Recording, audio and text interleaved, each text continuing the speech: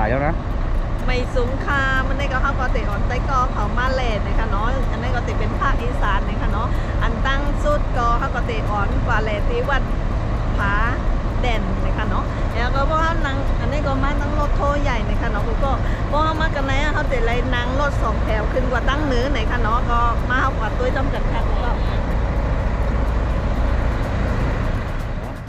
เดี๋ยวก็แม่ก็ดีกว่าซื้อตั๋วรถก่อนนะคะเนาะก็เดี๋ยววัน10:30กลับมาเจอกันที่รถนะ10 บาท10 บาทนะครับป้าติ๋มเข้าแถวพี่ป้าติ๋มเข้าแถวประชุมเข้าแถวกินข้าวแถวเลยปิดแมสก่อนต่อคิวนะ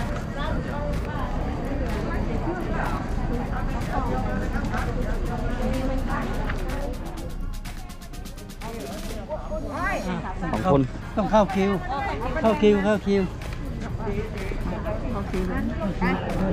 มีผ้าถุงเนี่ยบอเขาใส่มาพูดมาแล้วมาลงมาด้วยกัน2 คน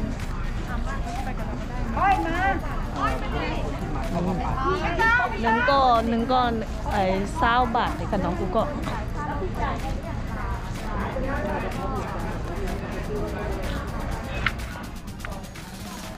ตุ๊กไปไหนอ่ะตุ๊กตุ่นกลุ่มเราอะไปหาไปสิเดี๋ยวมันเฮ้ยตุ่นมันไม่ได้นั่งกันเดียวกันเลยไปเจอไปนู่นเขาบอกไม่เป็นไรเจอกันนู่นนี่มีคนนึงเอารถสายเดียวเหรอทางพายรถค่ะกูก็เดี๋ยวตอนเรียงหนึ่ง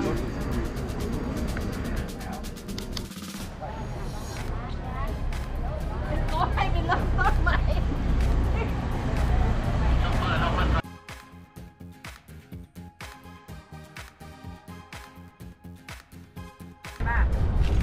อันนั้นก็คืนแนวค่ะ10:30ลมแล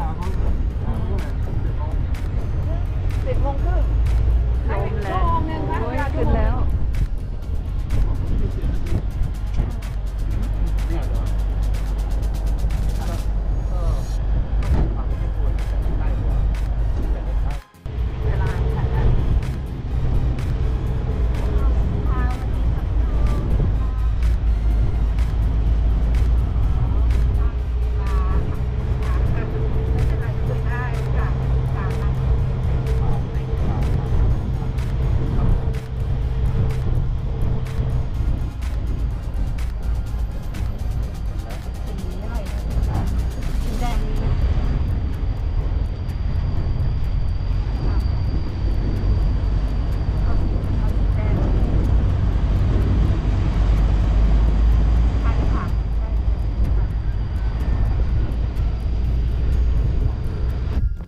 ถ้าแรกได้ที่หลุดก็แรกลงแล้วมันก็ถึงแล้วอะโอ้ยไหนทางไหนอ๋อนี่ทางนี้ทางเข้าทางนี้ในทางเขาก็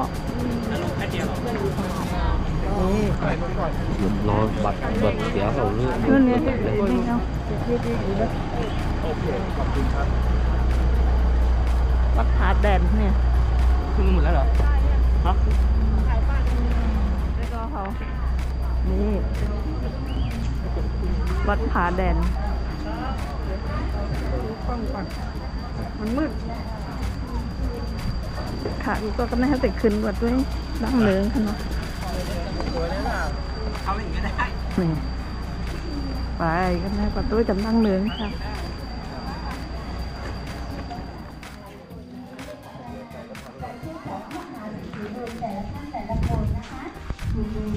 คุณกุศลของสายบุญที่เดินทางมาจากกรุงเทพมหานครหลายท่านหลายผู้หลายนามค่ะขอขอบคุณแล้วก็ขออนุโมทนาบุญนี่ในเขาก็ติดแต่ไม่ขนอว่ามีเอียงกันในเนาะมีวัดเอียงศาลากันในเนาะนะคะแล้วก็จากเพื่อนนะคะอนุโมทนาบุญค่ะคุณมาริสาเต้จากกรุงเทพแล้วก็คุณเชวลิเกียรติธีระพานิชนะคะ เดี๋ยวแต่ก็ขอบคุณเดี๋ยวจะนั่นเขาก็เตะซ้อมไม่หนอจะลูกทางดีนั่นนะคะเนาะเป็นป่าแบบว่า ป่าแบบชื้นๆน่ะกูก็แห้งไงดูลูกแต่ว่าคำบันเข้านะตั้งในก็แค่เป็นอะไรกูก็ในว่าเขามาในไปหันในศาลาเนาะศาลาเป็นไม้เป็นเขาเฮ็ดไว้เป็นไม้ต้นใหญ่ๆเฮ็ดไว้ที่ไหนดูข้างนี้นะ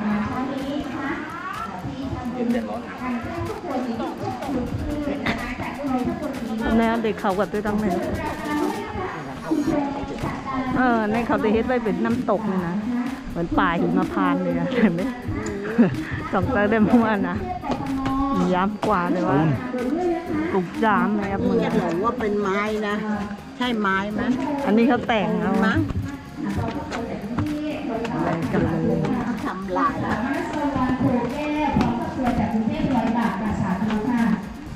นี่ว่าเขามาร่มเย็นดีนะก็ อากาศเย็นดีเลย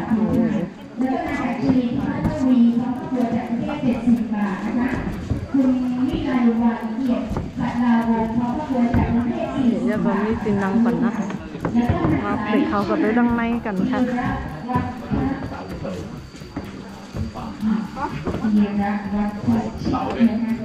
ถอดแก๊ปติดในกันเนาะว่าติดขึ้นมาแน่อันนี้ได้แต่เป็นต้นไม้เต้นะก็ของคุณสมจริงสว่าง เฮ้ยนี่มีต้นไม้ขึ้นด้วยอ๋อ ของแท้ดิ นี่แต่ แท้นี่เนี่ยโตอุ้ยแตกขึ้นไง ต้นไม้จริงๆต้นไม้แท้แต่อันนี้มีหนองขึ้นใหม่นะอันนี้ก็เป็นต้นไม้แต้มดอันนี้ตัวนู้น คุณละจิตสันติลิโนนพร้อมกับตัวจากนนทบุรี แก้มหนักค่ะก็โอ้โหเป็นรูปใหญ่ๆ แก้มกอดดิ กอดกันโอ้โหกอดกันได้5ก้อยก็ใหญ่ๆก็ตัวเยี่ยมโอ้ดูวิวนะโอ้มากับตัววิวทั้งใน ไปดูวิวกันเลย มากับตัว มาต่อยกัน คุณครอบครัวของคุณสันชัยพิทักษ์นะคะพิทักษ์โนเลยครอบครัวจากที่มาจริงเลยวันที่เราชี้มาจริงเลยนะ คุณนักใหญ่ทำบุญสุด มองมาเห็นดีไง อันนี้น่าจะเป็นจังหวัดอะไร ตะกน ไม่ของมันอ่ะ ใจดีใจ ไม่รู้อ่ะตะกนคนเลย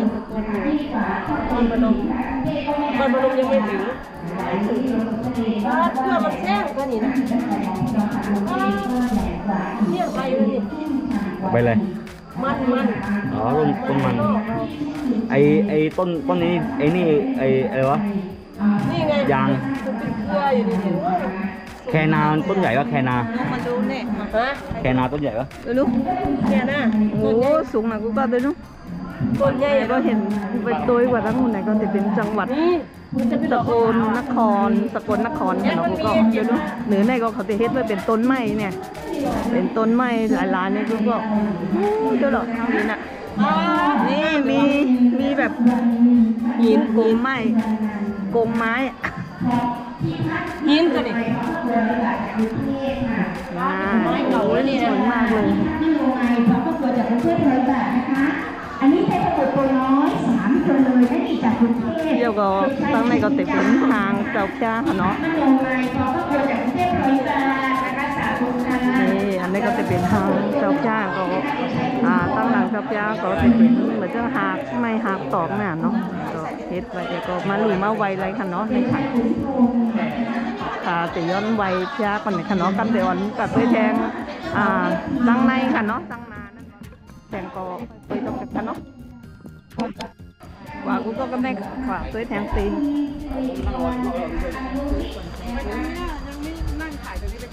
คุณสิริมาคุณอนุสรณ์นะคุณสิริมาคุณอนุสรณ์พร้อมครอบครัวไหนในหนังสมัยนั้นคุณสิริมาคุณอนุสรณ์ ตายเลย เขาจะมาข้างใช่ไหม คุณสิริมาอนุสรณ์ที่ โอ้เดี๋ยวเนี่ยบรรยากาศก็ดีมากเลย นะอยากดูคลิปตัวเองว่าอะไรก็เข้าจำช่องวีนะ ไม่เห็นพี่ก็ไม่รู้เรื่อง กำลังขึ้นมาที่ทางภาคเหนือค่ะกูก็ ไปแล้วขึ้นไปดูมีห้อง โอ้ยรถมานี่เขาก็ขึ้นมาเนาะ ศาลายาใจคนบุญนะ โอ้ ศาลาที่ตรงวัดข้าวหมา อันนี้ห้ามเข้า2 วันเข้าเนาะคุณพ่อ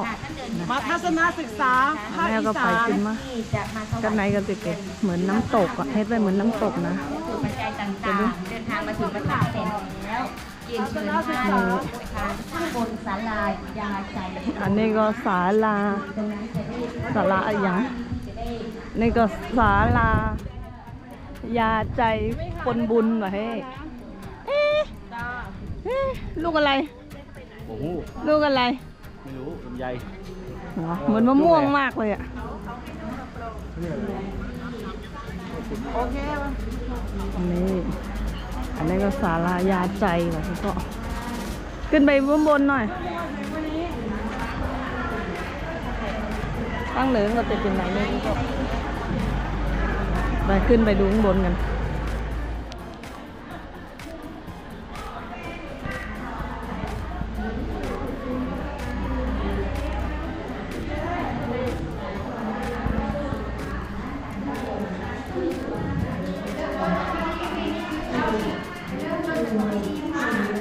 ไปซื้อโคหลูก่อนเนาะโคหลูก่อนใจกับแต่ว่าคล้ายๆโคหลูก่อนเนาะศาลาหลังแรกเลยค่ะเข้าไปข้างในเนี่ยจะถึงพวกเพชรจ้า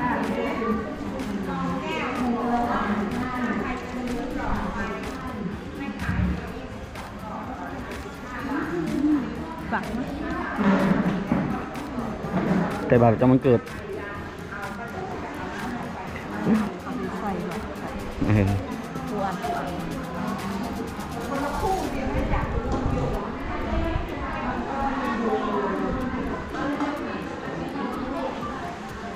เนี่ยนี่ห้องโชว์ไหนวัน เดี๋ยวเราติด อ่า ต่ น อ ดิ พรก่อนนะกูก็กันพักหนึ่งก่อนแล้วก็ใส่ก้อนกันว่าเป็นกระบอก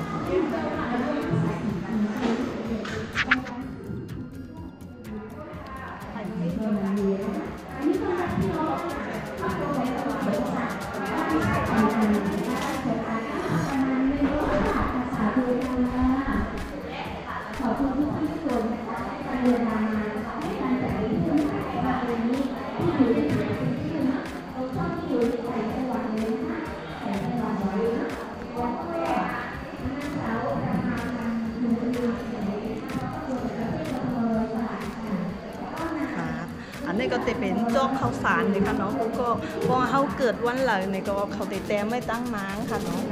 เพราะว่าเขาเกิดวันไหลก็เขาก็มามันแต่มีอย่างไร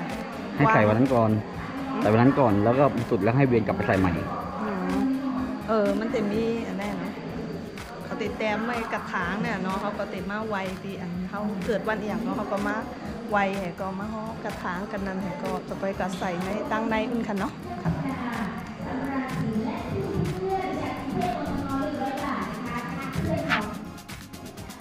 นี่กูก็อันนั้นจะเป็นผ้าลายสี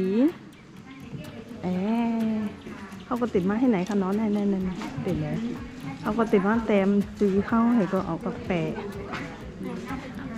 ะกันนั่นค่ะเนาะก็ไม่เข้าติดเต็มสีเข้าไปไปเราไปซื้ออันนี้กันเนาะ ค่ะขอเชิญน้องทำบุญนะคะ เขียนภาพ วันไหน สวรรค์ตามสี เกิดวันอะไร นะคะ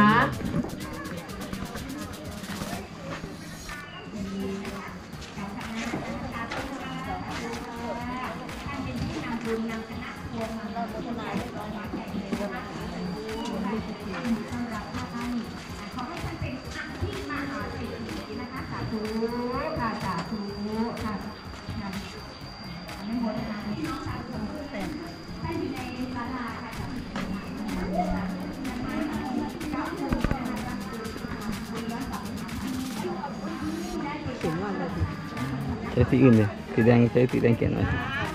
สีฟ้าสีดำสีฟ้า สีดำ สีฟ้าก็ได้ สีนี้เหรอ ภาษาอังกฤษอะ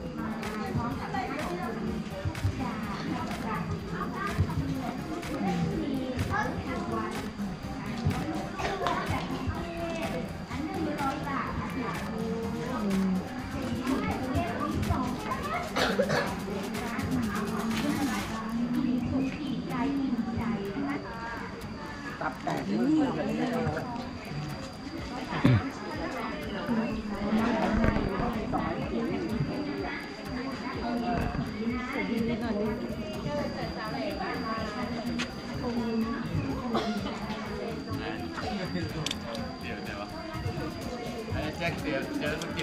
ยังไม่เจอเลยครับ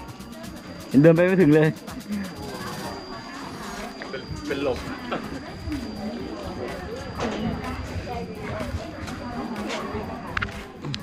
ตั้งใจมาจากบ้านเพื่อที่จะมาร่วมสร้างสำนักปฏิบัติธรรมร่วมบุญใหญ่ วันนี้มา เดี๋ยวใส่ผ้านอนให้ดู จงรักษาจิตให้ใส ค่ะในครับแต่เป็นทางเหมือนจะมาเหมือนกล้องมูไอ้ตั้งหนึ่งเป็นกล้องมูเนาะกูก็แต่ว่าเป็นเหมือนร้อยไปแห่ก็แน่อันแม่เขาจะเฮ็ดไว้เหมือนการหล่นนี่กูก็ทางการหล่นไว้นะใหญ่ๆนะทางนี้นะเนาะจะเป็นทางการหล่นแม่แต่ตั้งหนึ่งครับจะเป็นกล้องมูค่ำค่ะเนาะขามาขึ้นกว่าตัวตั้งหนึ่งในในคากูก็ขึ้นไปดูทางมันจะเป็นสาระอะไรไม่รู้ นั่นพญาเต่าลงไปขึ้นดูพญานาคก่อน เนี่ยวิเบิ้งให้ดูเอาไปนี่ไม่ก็ว้าวจุ๊ยก็ขึ้นกว่าตัวตั้งหนึ่ง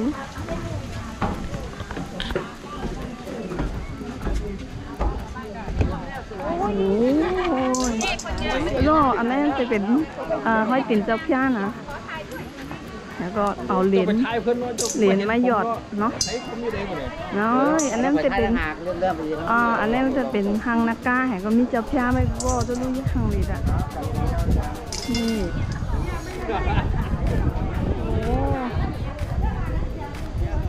หางเหรียญนั่นในคันเนาะกูก็มาถ่ายรูปกับหางเหรียญเราวิวก็สวยในคันเนาะแล้วก็ตั้งอุ่นก็จะเป็นหันกว่าตัวนี้หันเป็นวาน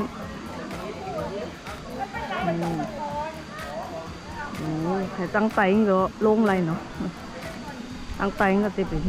โตนักกาเนาะโผนักกาอยู่กันไหน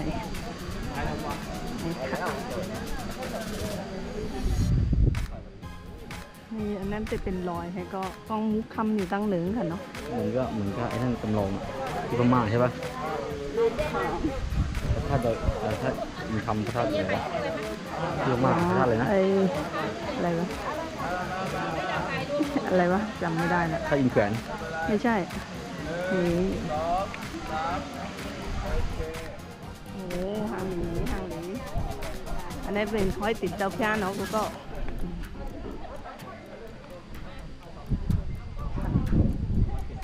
นายค่ะเนาะ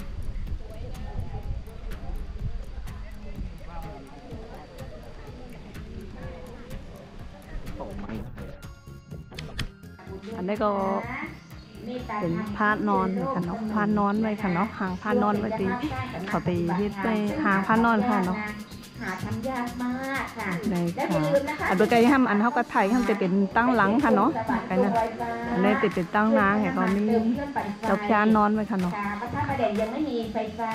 กำลังเตะขึ้นกว่ากินก๋วยเตี๋ยวกันค่ะกูก็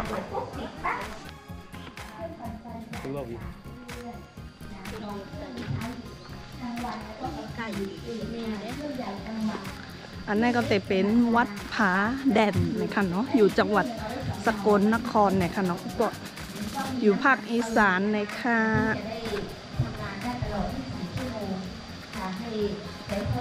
ร้านก๋วยเตี๋ยวก็ลงมาตั้งจะไปร้านก๋วยเตี๋ยวหรือว่าตรงนี้ก่อนไปกินก๋วยเตี๋ยวใช่ไหม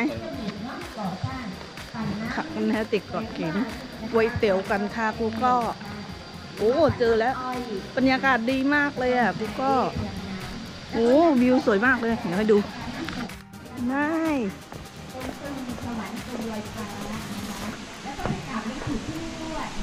นี่เขาก็ไปเฮ็ดไว้ห้างแหละจริงๆนะไม่ตีนังถ่ายรูปหรือว่าตีนังเลนก็ไรนอแต่ตอนเหลียวได้แหลมไม้อินน่ะอันนั้นจะเป็นโอ้เป็นน้ำตกไว้ไหนนี่กูก็นี่แฮะก็ไกลนั่นเท่ากว่าตั้งหินดังนั่นเนาะนี่เฮ็ดไว้น้ำตกโอ้ฮานีนั่นเลยค่ะแล้วก็ปลูกไว้หมอกขึ้นในอันนี้ก็ติดแต่ป้ายไปค่ะเนาะวัดคำผาแดนนะคะเนาะสกลนครค่ะกูก็โอ้วิวสวยมากเลยเอาก็จินเข้าไหมฮะไม่เข้าก็สั่งก๋วยเตี๋ยวกัน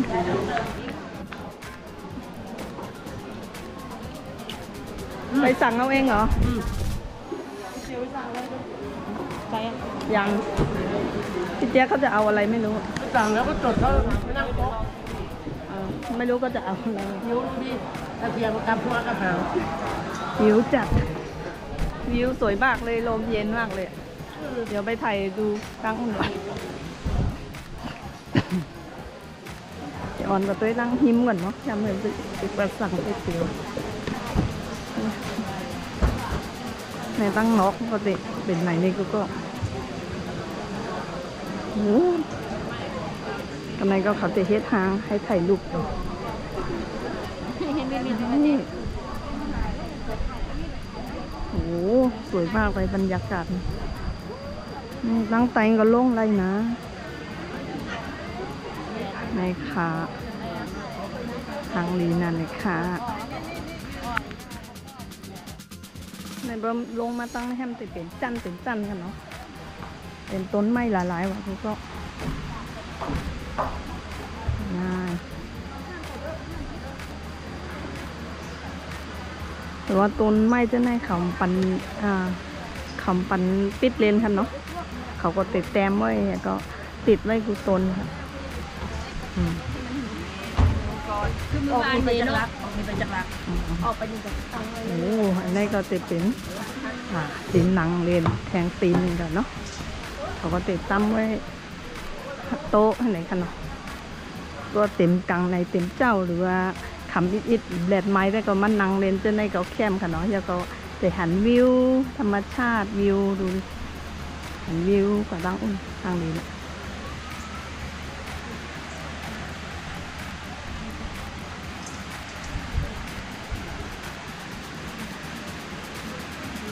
แล้วก็มาแวะกินก๋วยเตี๋ยวน้ำตกหน่อยค่ะเนาะกูก็เนี่ยสั่งมาแล้วอ่ะนี่อันนี้ก็จะเป็นน้ำตกเส้นใหญ่เลยค่ะเนาะย้อนกินก่อนนะคะกูก็ขึ้นลงก่อนขึ้นเอากูก็ไปโทรมาทำไมโทรมาทำไมโทรมาแล้วพอเดินด้วยกันไม่ค่อยได้มาเที่ยวอีกจะบ่น